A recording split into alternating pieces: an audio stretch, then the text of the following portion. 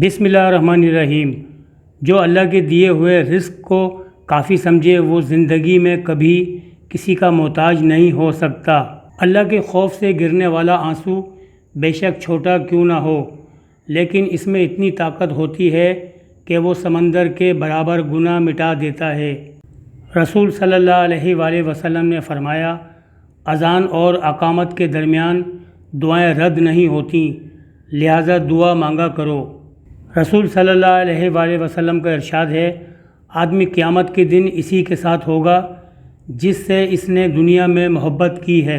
حضرت علی فرماتے ہیں، اپنے دن کا آغاز صدقہ دینے سے شروع کرو، اس دن تمہاری کوئی دعا رد نہیں کی جائے گی، اور اچھی بات بتانا بھی صدقہ ہے۔